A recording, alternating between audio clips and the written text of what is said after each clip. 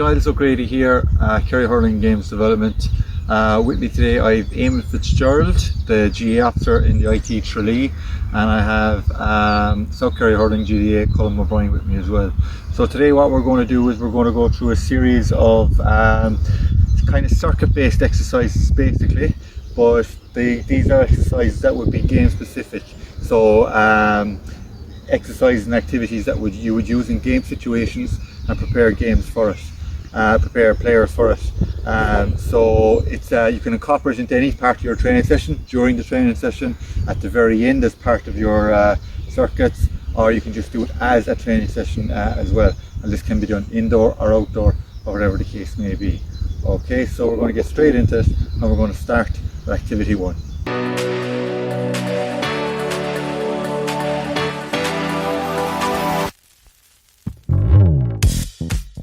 So for activity 1, we've got a circuit, an activity called concentration.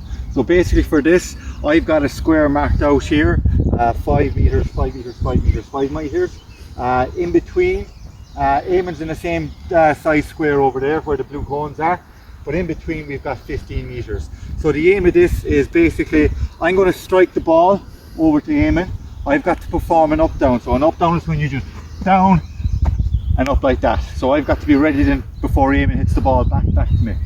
As the drill goes on, the body gets tired, the mind gets tired, and basically the aim of this is to see, can we get the strikes clean into the box while we're tired. Okay, so by the end of the exercise, it's almost like for the last 10-15 minutes of the game, or decision making, can we mind the ball, can we make sure to pass and get it into the box. Okay, so we're going to start now. Ready?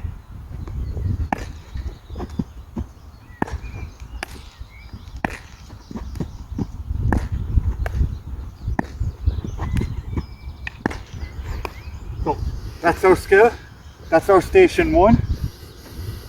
So basically we're just striking the ball over and back 15 meters for 20 or 30 seconds, for however long you want the exercise to last, and to see, can we get a clean strike, an accurate strike for the whole 30 seconds. Now we're going to go on to skill 2.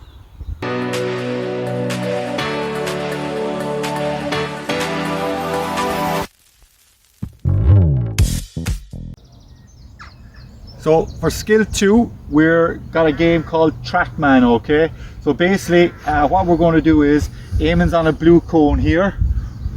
When the whistle blows, or when the coach says go, Eamon's going to sprint, and when he gets to this first pole here, then that releases me as the defender. So my job is to track Eamon, get around the poles, go the same route he goes, and basically try dispossess him of the ball.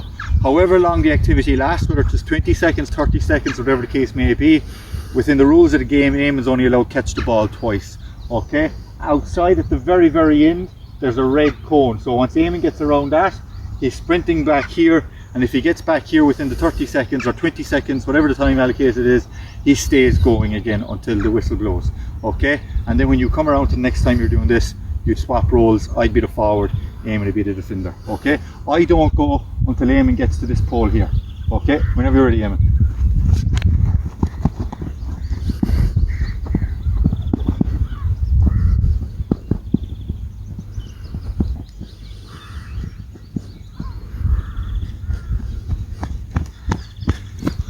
So what this exercise does, it puts the forward under pressure. They know they're being tracked. They got to mind the ball, they got to concentrate on the ball, but they also got to get their head up to see where they're going. Okay, all my job is to just try track them down and try make a mistake so I can get in and dispossess the ball. Like I said, when the forward gets back here, if they're back before the time is up, they just keep going. That's skill 2.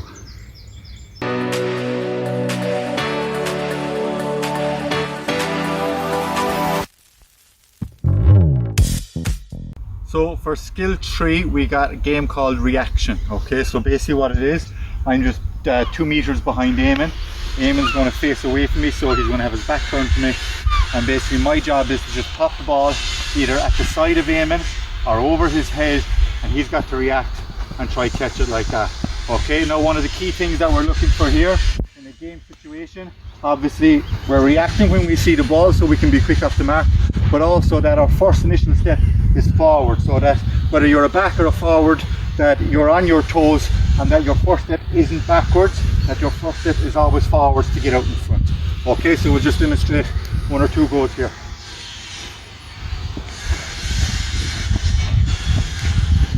So always have the player in front on their toes. Like every exercise, we're in our twos for this, so we're just trying to get the players to react. First thing forward off the mat, and then we just swap roles.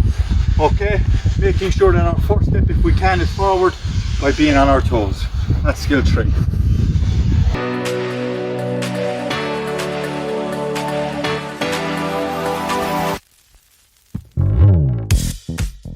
So for skill 4, we got an exercise and activity called breaking ball. Okay, so the way this is set up, where Eamon is standing there, in between these 2 white cones here is 10 meters. Okay, where I am standing here, I'm 10 meters away from Eamon, in between these 2 red cones, obviously 10 meters. And Eamon, when he gets the ball to me, has got to get to this line over here in between the 2 white cones. So the total distance he's sprinting here is 20 meters. So basically the aim of this is that Eamon can either throw or strike me the ball. I'm going to dictate where Eamon's going to go by breaking the ball either onto my left or my right or my left or behind me or in front of me. Eamon's got to react, pick it up, and then carry the ball to this line, and then he goes again. Okay, so we're just going to give it a go here now. So whenever you're ready, Eamon.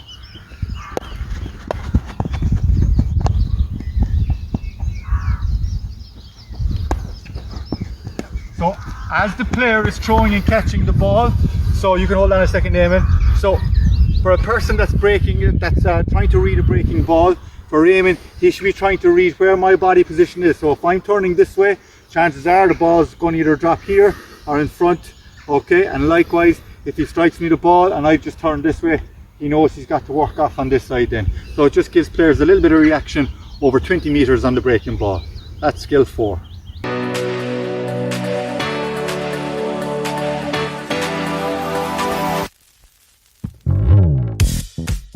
So for skill 5, we've got the mirror game. Okay, so basically what this game is used for in a conditioning circuit would be for defenders working their feet, being able to stand up or forward. So often we see defenders that they're using their hands, their spare hand, they're getting caught, they're pulling players to the ground. So now we're just going to use our feet side to side, forwards, backwards, to try and mirror what the person opposite is doing. Okay, so I'm playing the role as a defender here. My job is to copy, mirror everything Eamon does. So I'm moving with him, moving my feet, being able to copy him at the exact same time. So if it was in a game situation, he wouldn't be able to get around me. Okay, so the way this goes, Eamon can't turn his back on me, or I can't turn my back on Eamon, because if I do, I obviously can't see where the forward is, and I'm going to lose sight and he's going to put the ball over the bar. So I got to face each other up the whole time with our feet. Okay, so basically the way this drill is set out, it's 5 meters from the white to the red, 5 meters from the white to the red. So Eamon's in a 5x5 box and I'm in a 5x5 box. Okay, he can't come into my zone and I can't go into his. Are you ready? Whenever you're ready.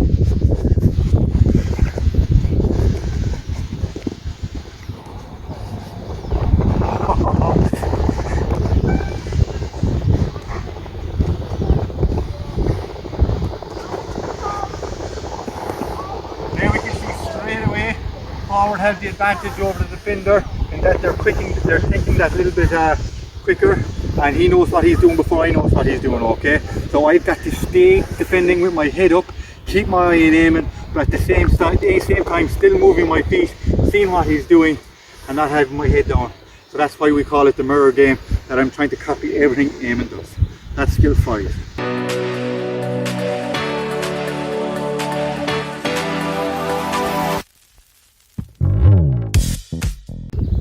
So for skill 6, we're just going to maybe recover a small bit here now and work on balance. Okay, so balance is a skill that's not practiced a whole pile during training sessions or exercises.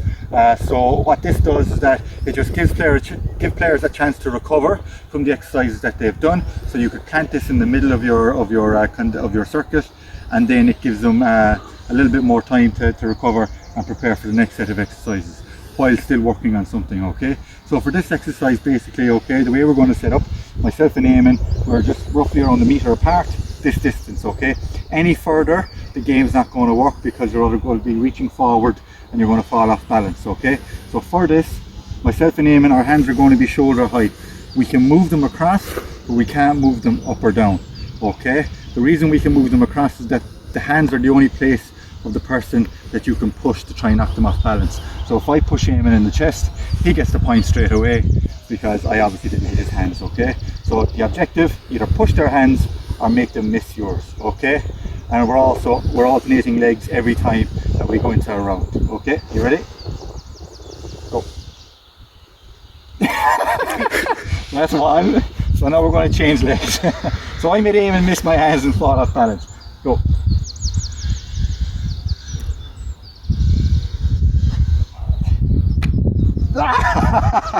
Alright, so just a couple of things there, like that. If you push them in the chest, they're going to, the other person gets the point. And also, if we see a lot of this, it's not really balancing, we're hopping here. Okay, so we got to get them to plant their foot on the ground and keep that foot planted. So we're just really working on our balance on each leg. Okay, that's skill 6.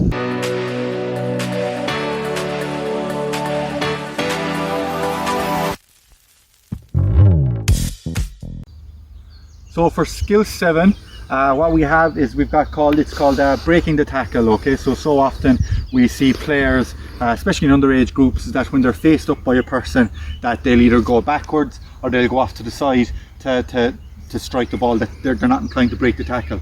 So this is shuttle runs the way we have it set up. So on a general shuttle run, it's 150 meters. By that, it would be from the red cone all the ways out and back. That's the 150 meters. But the way it's broken down is like this. So by getting to the first cone, it's 5 meters, and you're always going back to the start line there. Okay. By getting to the second cone out here, you're after covering 20 meters, still back to the first line. Out to the third cone here, you're now after covering 45 meters, back to the first cone.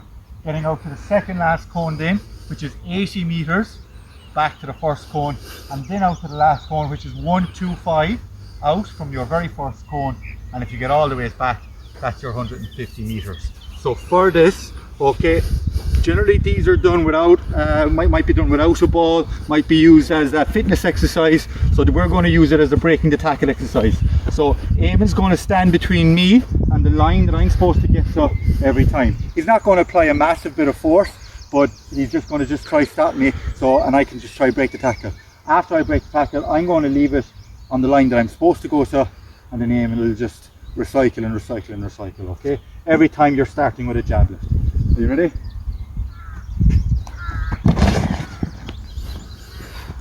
So this is obviously done as fast as you can, all the ways out until you get to the 125. Breaking the tackle every single time, and the person on the bag is recycling and recycling. That's skill 7.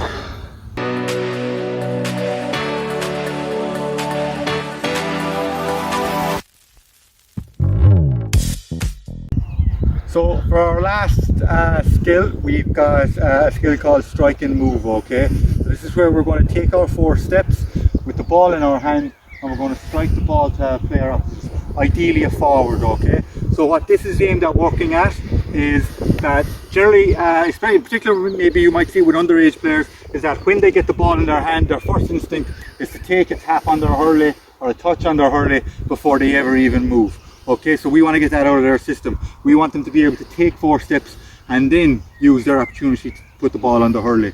Okay, so after you pick the ball, your first instinct is to get your head up, look in the direction of where you want to strike the ball, and you're looking to where you're passing it, taking your 4 steps and striking the ball. Okay, the reason for aiming outside, okay, so often we see a forward that's looking for a pass. So if the ball is coming from the half back line, the forward is running away from goals towards where the ball is coming. Okay, so the way we have this set up here, Eamon is out, the cone he's standing at there is 30 meters, the blue cone in the corner is 30 meters, but this one here is 25. So we want Eamon to be making his runs laterally rather than straight out towards me. Okay, so it's keeping the forward close to goals every time, and the maximum that they have to come out is just 5 yards. Okay, so if you were doing this with a younger group, you would forgive them for maybe touching the ball on the ground. So when you strike it, if the ball hits the ground before it reaches the target, that's fine, that's no problem. But as the groups get older, you want this good solid strike, and you want it to be able to go straight into the person's hand without hitting the ground, okay? So in order to do that, we want to shorten our grip. 1, 2, 3 for when we're striking the ball, okay? So we're going to give it a go. You ready, Eamon? Moving, yeah. You're moving every time, yeah? Okay.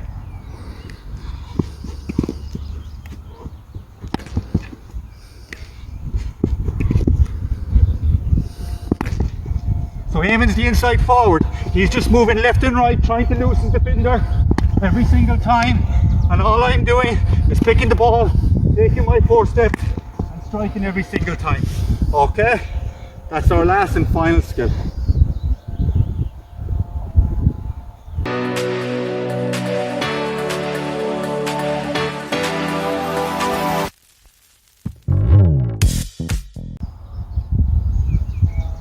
So that concludes our circuit. So today we went through 8 different exercises, all relatable to match game situations where a player might use them on the pitch.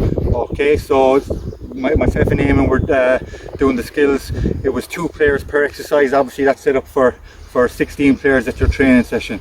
It's very easy to adapt it. If you've got 20 players, then you just add in maybe 2 extra stations, maybe an extra recovery station, but it's very easy to adapt this, okay? And like I said, it can be used as part of a session, so half the team can be doing a ball drill, half the team can be doing the circuits, or can be doing collectively at the end of a session, or just as a whole session. Okay, I hope you enjoyed it. If you have any other questions or queries, please feel free to contact either myself, Eamon or Colm, and our details will follow on at the very end. Thanks a million.